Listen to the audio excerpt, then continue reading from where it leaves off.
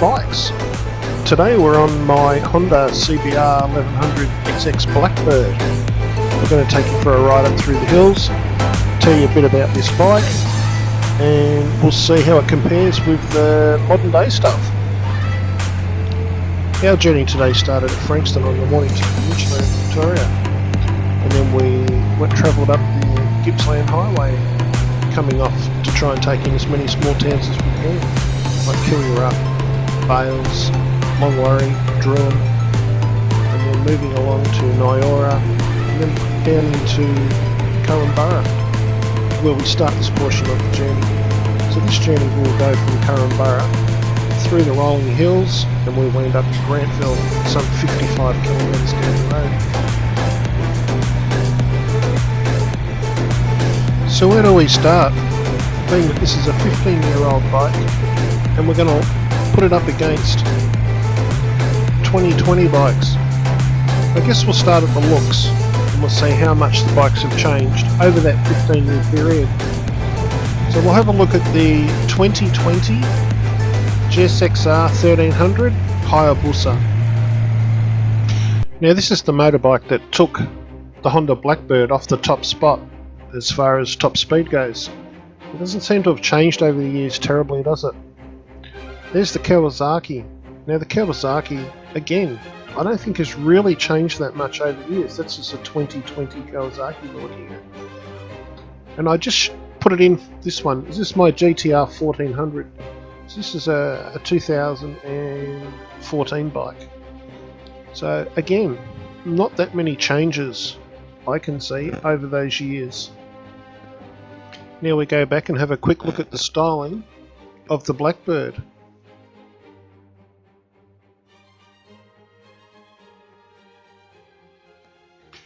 Now the bike that was supposed to replace, or did replace, the Blackbird was the VFR 1200. And it was never ever received like the Blackbird was. So that's enough about comparing the Blackbird to other bikes. Let's just have a look at the Blackbird for what it is, being a 15-year-old motorbike, which still to this day can hold its head up high and keep up with a lot of the new bikes that are out there. So let's get one of the big ones out the way early. How does the bike sound in anger? Well, let's find out.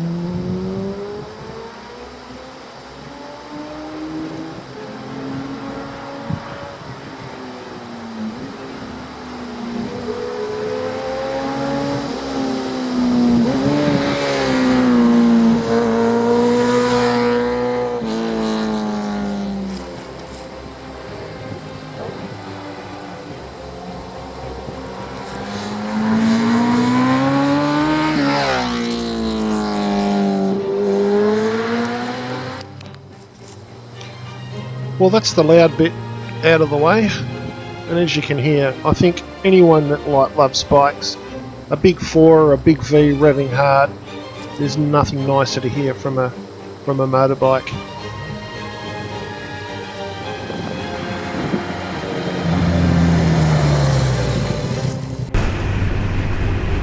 While we're looking at the Blackbird, we should probably take a minute just to look back to see where the Blackbird come from.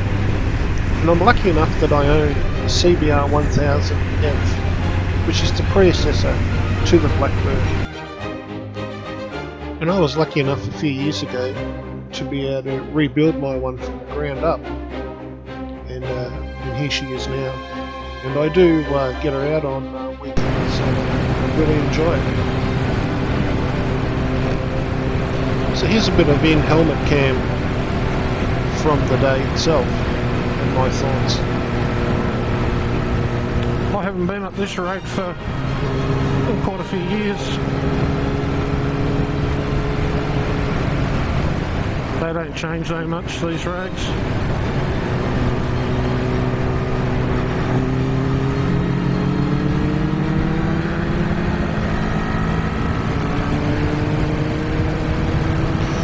I've put Mark on the bike so I can get some footage from behind.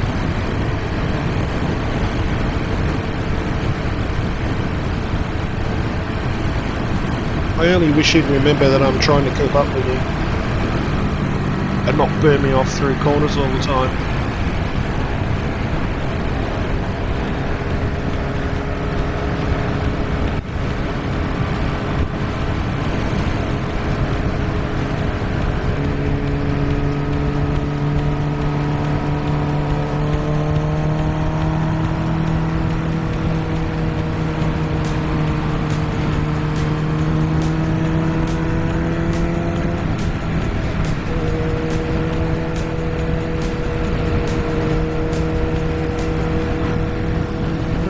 Get some nice sweeping shots for you. Biggest problem is that the bike he's on handles 50 times better than the one I'm on. So he thinks he's just putting around the corners, where I'm getting wiggled and the back end snatching on me and stuff like that. Not that I mind, it's all, you know, I know what it's doing under me, it's just that it's not as planted as what that thing is. Give you a few figures on the Blackbird. So the Blackbird went from 1997 through to 2007. It had a horsepower capacity of around 165, and it had an 1137cc engine, 6-speed transmission, had a seat height of 810mm.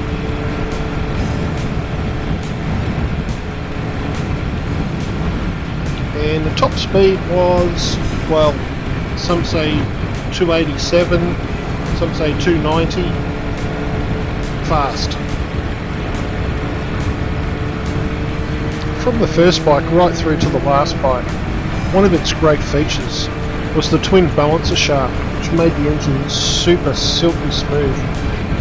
Some of the other features, on the early bikes they had 42mm CV carburetors, but then this was changed later on to fuel injection. The other big thing they did was they used a special box section tubing for the upper rails. Front suspension is by oil dampening 43mm forks, which is cartridge style. Rear suspension was by a single shock absorber via a 3-way rising rate linkage. The Blackbird was the very first bike to ever come out with the dual linked brakes, which was the DCBS, dual combined braking system, that hadn't been used in any other models before that. And even today, it's used on a lot of motorcycles around the world. So it was one of those innovations that Honda made, that the rest of the world looked at and went, yep, we're going to use that as well. So 99 was the year when they went to the PGM-F1, which is the fuel injection system.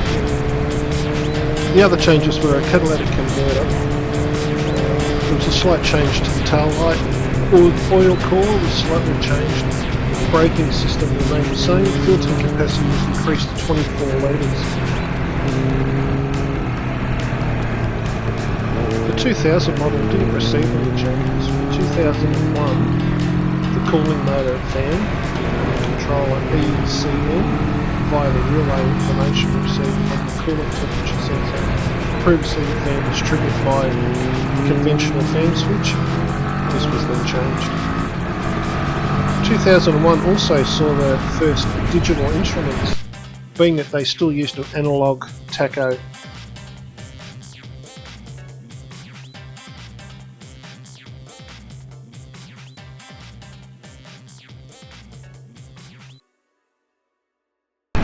In 2002 didn't change a lot, but 2003, this is one that will always, everyone will remember this.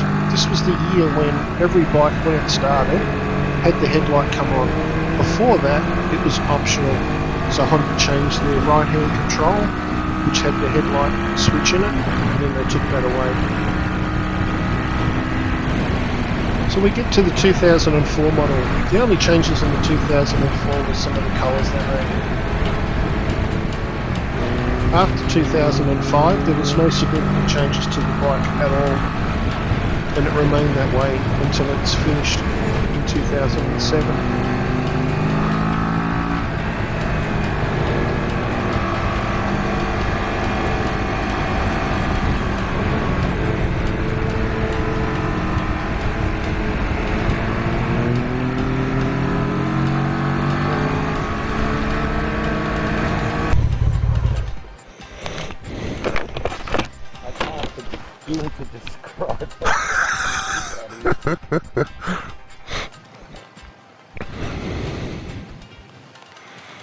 It's so light compared to the old CBR. Yep. Like you come into a 40 and you're doing 90. I've just got my foot on the back brake. I'm not even touching the front brake. Because don't forget they're linked on this, Yeah, but so it's helping you a bit on the front as well. yeah, but like I came into that 40 and I was doing 90 and it felt really fucking. I didn't even go to here. I Yeah. kept just on the, and it just went around it. Yep. Yep, and if you got your gear set just right, it fucking slingshot you out of it. But I do drag foot. Oh, you can do. I did so. Yeah, yeah. Twice. But you're over like that when you're doing it. Am I? Well, fuck yeah. It's things nearly laying on its side when you do it. Very comfortable like that. Yeah. Very comfortable. And Yep. all I do is put my elbow down, Yep. and when I hear my boots, I don't lower my elbow anymore. Yeah. All right, let's swap so you can have some fun. For a 20-year-old bag, pretty fucking awesome. Isn't it? And you got to remember, you know, around $4 grand, $4 to $6 grand. Yeah. You know, you can put anyone on a brand new Z14. They're not going to go any quicker than what this will go around corners like that. I couldn't ride the Z14 quicker than I ride that. No, you can't. And the more I get comfortable with that, the harder I could ride it. You should be all right. Did you get some good footing? I hope so. I'll get some more up in the hills.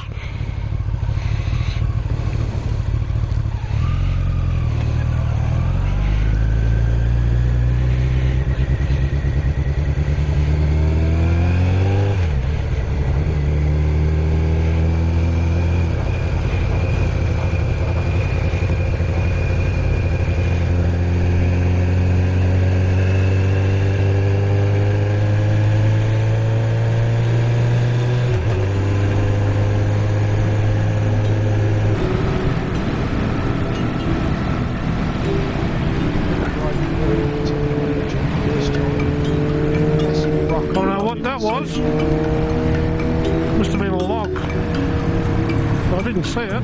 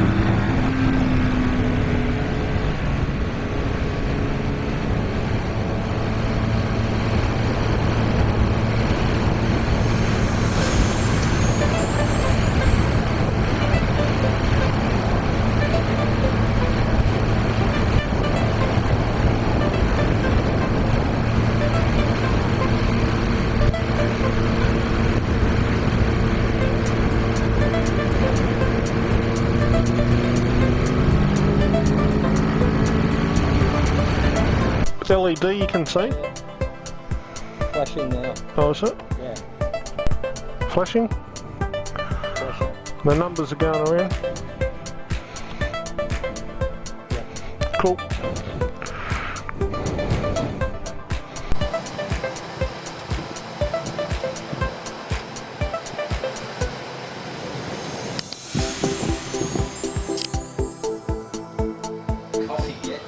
Oh God, Mark's been without a coffee for half an hour. He's probably just going to fall off his bike during, you know, any corner or something. He'll just roll off. So yeah. I haven't had my coffee. Poor thing. We'll get you a coffee, alright? Stop at a farmhouse and get the lady Milk the cow. lady of the house to make you a coffee.